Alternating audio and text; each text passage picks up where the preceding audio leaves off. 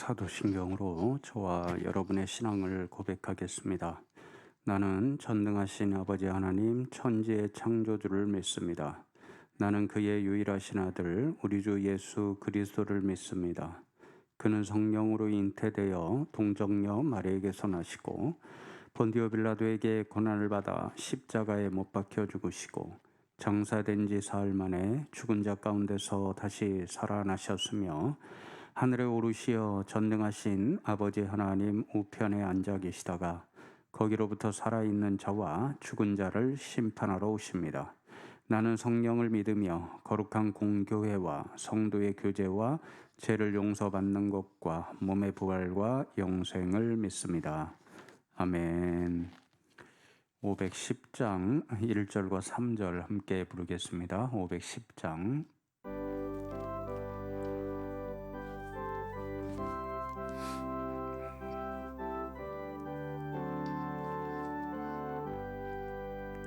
하나님의 진리 등대 길이 빛나니 우리들도 등대되어 주의 사랑 비추세. 우리 작은 불을 켜서 험한 바다 비추세. 물에 빠져 헤매느니 건져내어 살리세. 너의 등불도 두어라. 거친 바다 비춰라. 빛을 찾아 헤매느니 생명선에 건져라. 우리 작은 불을 켜서 험한 바다 비추세. 물에 빠져 헤매느니 건져내어 살리세.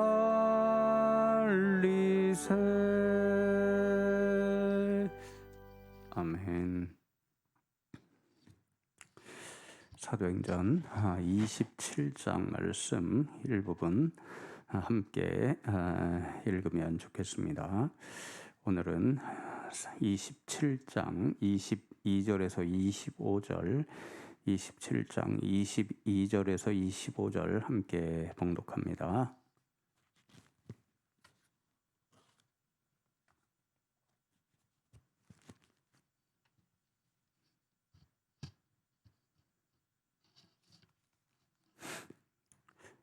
함께 천천히 읽겠습니다. 내가 너희를 권하노니 이제는 안심하라. 너희 중 아무도 생명에는 아무런 손상이 없겠고 오직 배뿐이리라.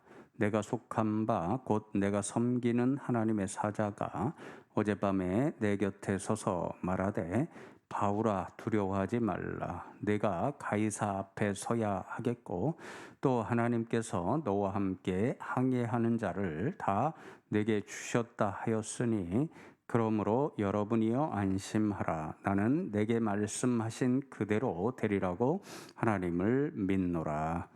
아멘. 27장 전체 말씀은 이제 사도 바울이 예루살렘에서 체포되어 가이사랴 지역에 구금이 되어 있었잖아요.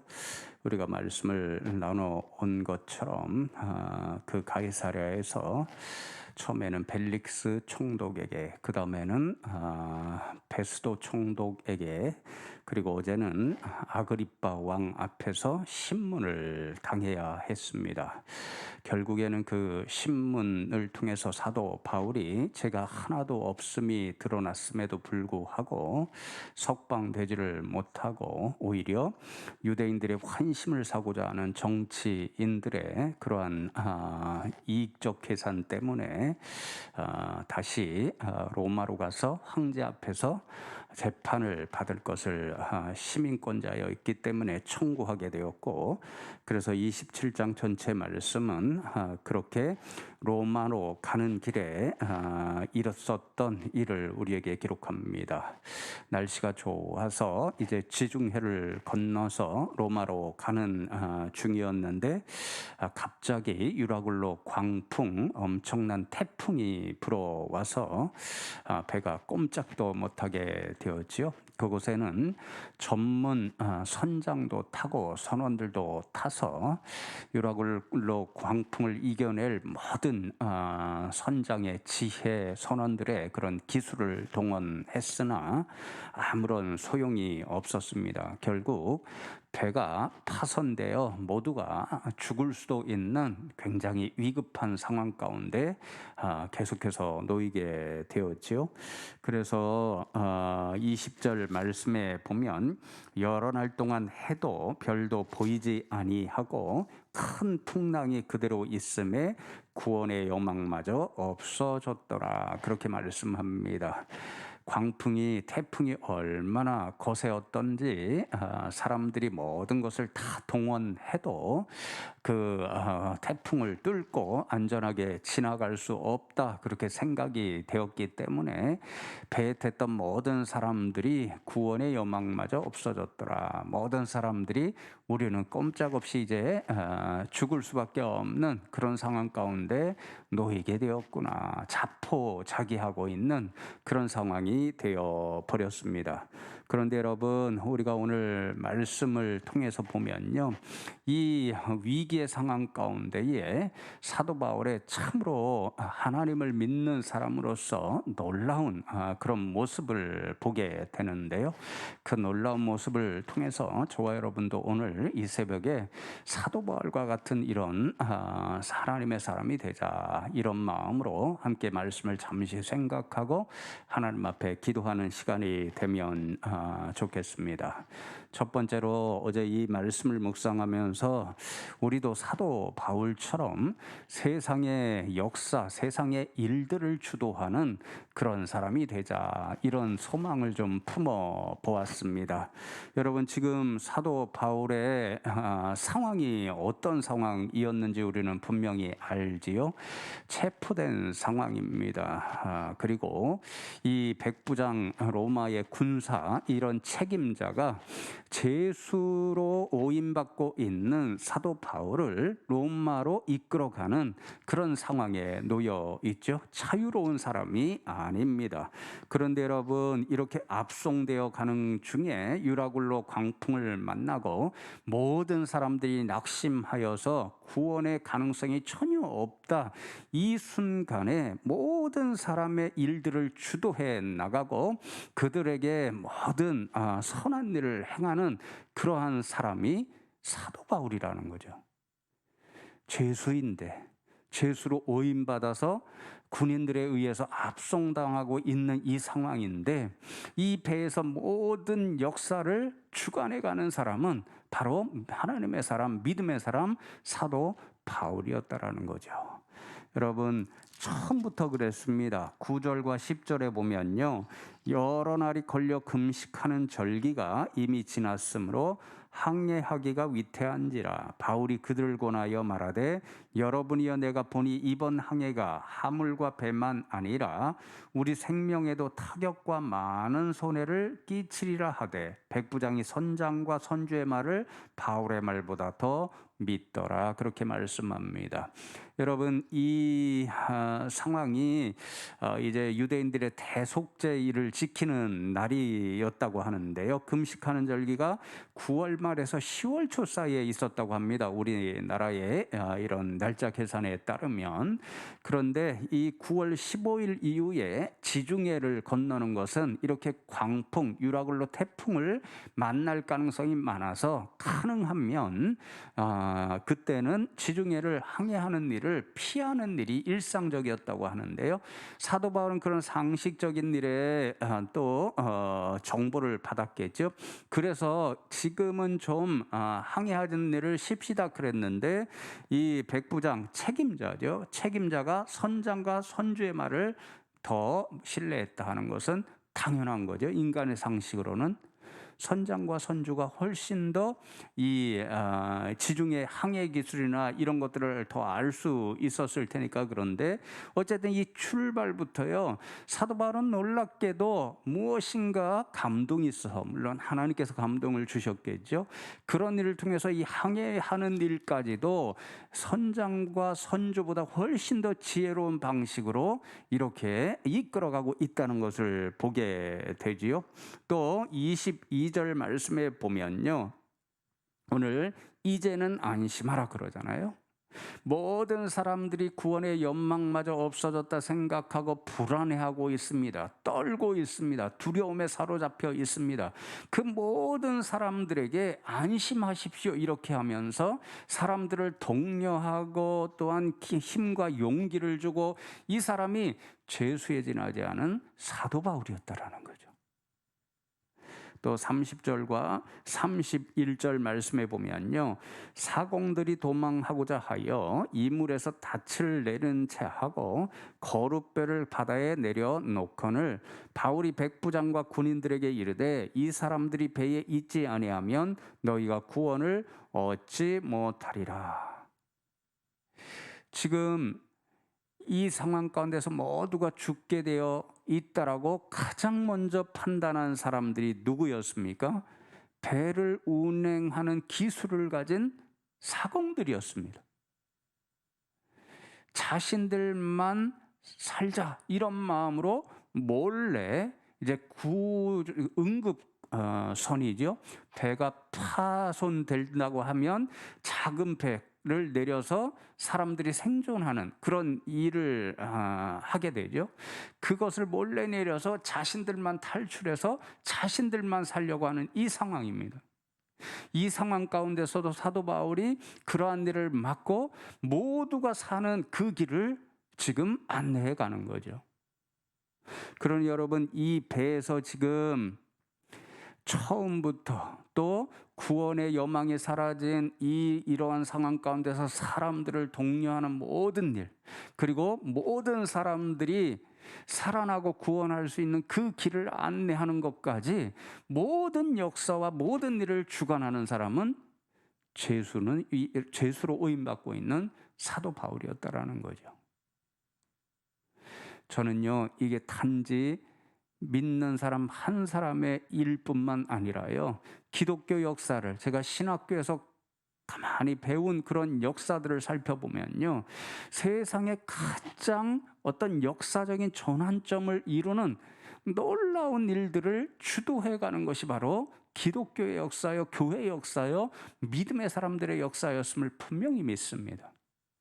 고대의 우상세계, 성경에도 기록되어 있죠. 내일도 잠시 말씀을 나누려고 하는데요, 우상들을 믿는 사람들에게는요, 정말 세상의 오늘날 상식으로는 할 수 없는 일들을 너무도 자유롭게 했습니다.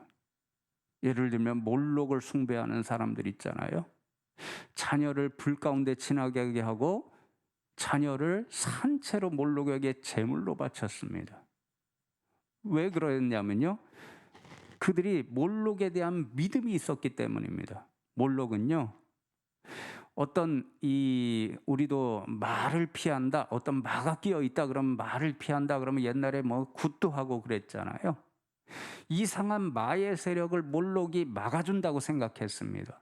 그런데 그 몰록이 그렇게 어떤 사람들에게 막아 끼는 것 또는 이상한 세력이 사람들을 덮치는 것, 그것을 막게 하려고 하면 몰록을 기쁘게 해야 되는 거예요.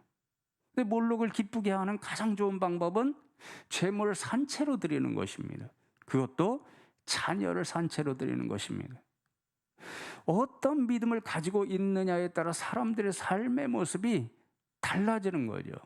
자녀를 드리는 것은 말로 다 할 수 없는, 해서는 안 될 일입니다. 근데 이상한 신을 믿으니까 이상한 역사, 이상한 일들을 행하는 것이잖아요. 그러한 우상의 역사를, 세상의 역사를 보면요, 끝낸 것이 바로 교회요, 하나님을 믿는 사람들입니다. 근대 역사도 그러죠. 서양의 중세 역사를 보면 암흑기라고 그러죠. 물론 역사의 평가에 따르면 좀 다르게 보는 분들도 있지만요.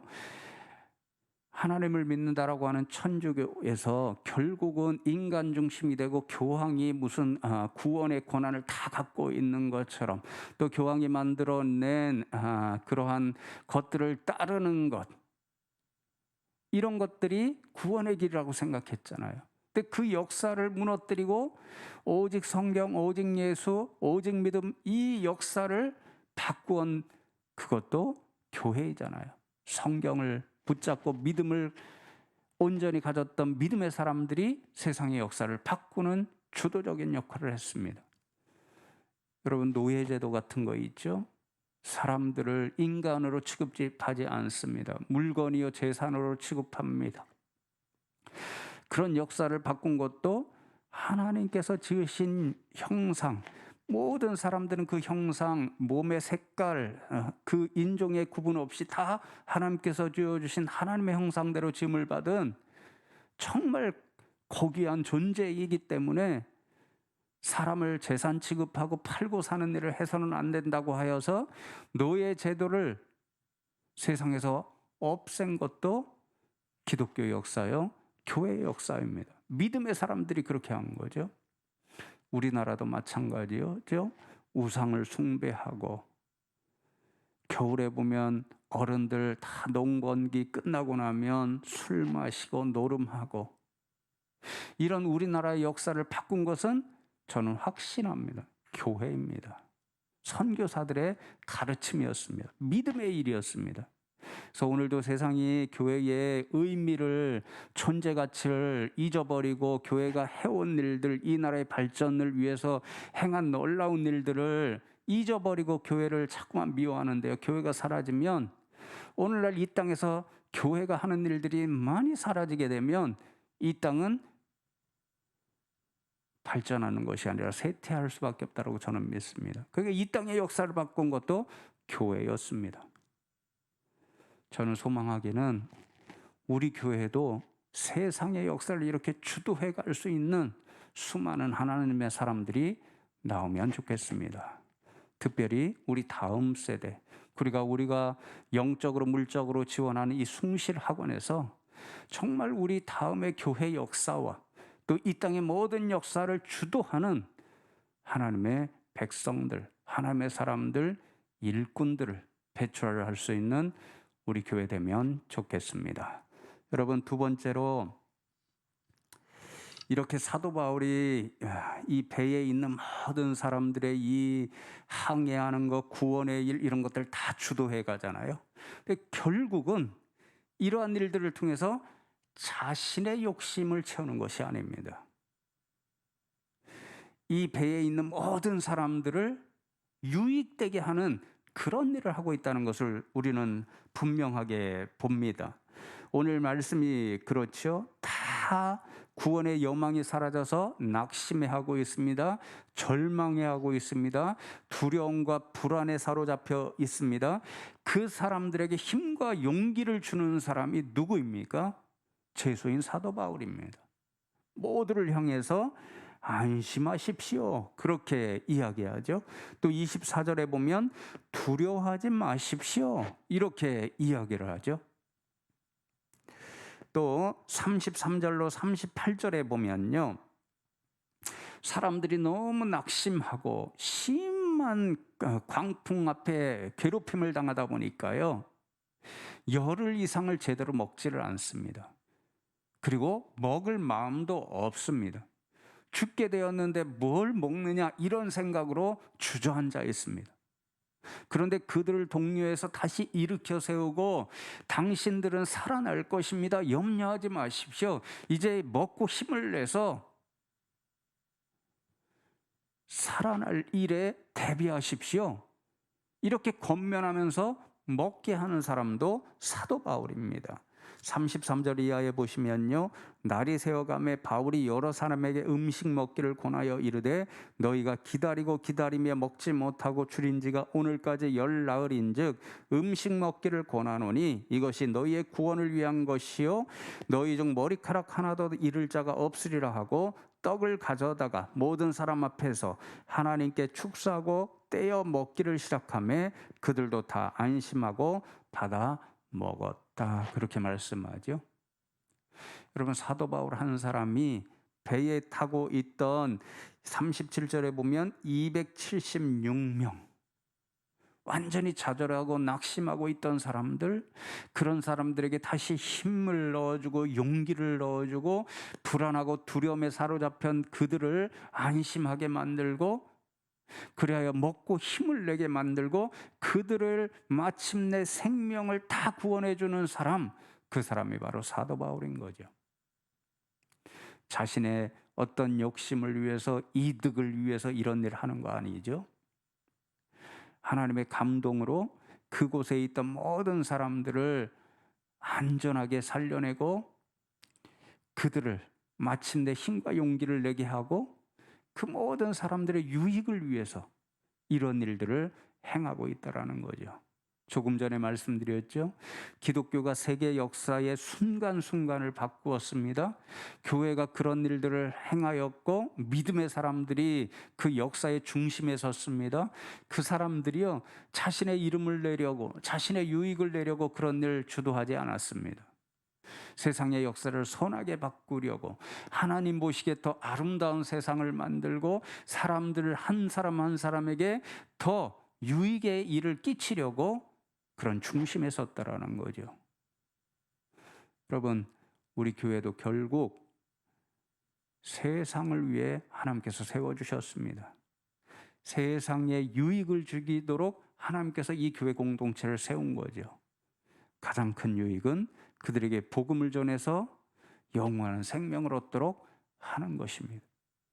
그러니 우리 교회나 또 우리 교회에서 배출하는 다음 세대가 세상의 역사를 주도하되 정말 세상을 이롭게 하고 그 가운데서 하나님의 영광을 드러낼 수 있는 그런 교회, 우리의 다음 세대가 될 수 있도록 늘 기도해 주시면 저와 여러분 되면 좋겠습니다. 여러분, 마지막 세 번째로 이러한 일을 행하는데 사도 바울이 중심으로 삼은 것이 있습니다. 그것은 바로 하나님을 신뢰하고 믿는 믿음이었지요. 믿음 때문에 그는 하나님께서 자신과 함께 하시고 들려주신 그 말씀대로 이루어 주실 것이라고 하는 그 믿음을 가지고 이 사람들, 이 배에 있는 모든 사람들의 일들을 주도해 나갔고 그들에게 선한 일을 행하는 그러한 하나님의 사람이 될 수 있었다라는 거죠. 어디에 그런 말씀이 기록되어 있나요? 24절과 25절 말씀이죠. 바울아, 두려워하지 말라. 내가 가이사 앞에 서야 하겠고 또 하나님께서 너와 함께 항해하는 자를 다 내게 주셨다 하였으니 그러므로 여러분이여 안심하라. 나는 내게 말씀하신 그대로 되리라고 하나님을 믿노라. 나는 하나님을 믿노라. 하나님께서 분명히 내게 말씀하여 주시기를 이 배에 탄 사람들 한 사람도 상하지 않을 것이라 말씀하셨으니 그렇게 말씀하신 하나님을 나는 믿고 하나님께서 말씀하여 주신 대로 이루어지리라고 나는 믿노라. 그 믿음으로 사도 바울은 이 배에 좌절하여 있는 모든 사람들을 위로하고 용기를 줄 수 있었고 배에 항해하는 일과 또 안전하게 구원받는 모든 역사를 앞장서서 주도해 나갈 수 있었습니다. 저와 여러분도 이런 믿음의 사람들 되면 좋겠습니다. 이런 믿음이 우리의 자녀들에게로 다음 세대로 이어져서 정말 소망하기는 이 나라와 이 땅의 모든 역사를 선하게 주도해 가는 우리 교회와 우리 성도님들 또 우리 자녀들 되기를 주님의 이름으로 축복합니다. 다 함께 기도하시겠습니다. 하나님, 감사함을 드립니다. 오늘 새벽에도 저희들을 불러주시고 말씀을 통해서 믿음의 사람들이 세상을 향해 어떠한 모습으로 나가야 하는지 교훈하여 주심에 감사함을 드립니다. 하나님의 사도 바울은 구금되어서 로마로 압송되는 죄수였음에도 불구하고 유라굴로 광풍을 만나 파손되기 직전에, 그래서 그곳에 타고 있던 276명의 모든 사람들이 구원의 여망마저 잃고 좌절하고 불안에 염려에 사로잡혀 있을 때에 하나님을 믿는 믿음의 굳건히 서서 그들에게 힘과 용기를 주고 배가 항해해가는 모든 일을 중심적으로 주도해 나갈 수 있었습니다. 하나님 아버지, 이 말씀에 의지하여 간절히 축복하며 기도하옵나니 우리 숭실교회와 또한 이 교회를 섬기는 모든 하나님의 자녀들과 또한 우리 모든 자녀들이 바울과 같은 이런 하나님의 사람, 믿음의 사람 되게 하여 주시옵소서. 하나님을 믿는 믿음으로 하나님께서 함께 하시는 임마누엘의 은혜 때문에 이 땅의 교회와 이 땅의 모든 역사들을 주관해 갈 수 있는 하나님의 사람들로 사용되게 하여 주시옵고, 그 하나님을 믿는 믿음 때문에 세상을 이롭게 하고 세상 가운데서 하나님의 영광을 드러낼 수 있는 그런 믿음의 백성들 다 되게 하여 주시옵소서. 하나님, 오늘도 그런 믿음을 소망하면서 이 자리에 나온 주의 백성들이 머리 숙여 겸손히 기도하며 나갑니다. 오늘도 하나님의 사람들로 살아가기에 필요한 모든 것들을 하나님 앞에 은혜로 구하며 나아갈 때에 저희들 가운데 영으로 임재하여 주시옵고, 그 필요한 모든 것들을 채우시고 공급하여 주시옵소서. 그리하여 하나님께서 공급해 주시는 능력과 힘과 믿음으로 오늘도 세상 한가운데 나가서 세상의 선한 일들을 주도하며 나갈 수 있는 주의 백성들 다 되게 하여 주시옵소서. 하나님, 이 코로나가 계속되고 강추위 가운데에 우리 성도님들 눈동자와 같이 지켜주시옵고, 지금도 이런저러한 아픔의 일로 병원에 누워 계신 분들, 또 치료를 계속하고 있는 분들 하나님께서 친히 찾아가 주셔서 치료다 대신 하나님의 능력으로 저희들의 연약한 부분을 어루만져 주시옵소서. 감사드렸고 오늘도 우리와 함께 하시며 우리에게 힘과 용기를 주실 예수 그리스도의 이름으로 기도드리옵나이다. 아멘. 하늘에 계신 우리 아버지, 아버지의 이름을 거룩하게 하시며 아버지의 나라가 오게 하시며 아버지의 뜻이 하늘에서와 같이 땅에서도 이루어지게 하소서. 오늘 우리에게 일용할 양식을 주시고 우리가 우리에게 잘못한 사람을 용서하여 준 것 같이 우리 죄를 용서하여 주시고 우리를 시험에 빠지지 않게 하시고 악에서 구하소서. 나라와 권능과 영광이 영원히 아버지의 것입니다. 아멘.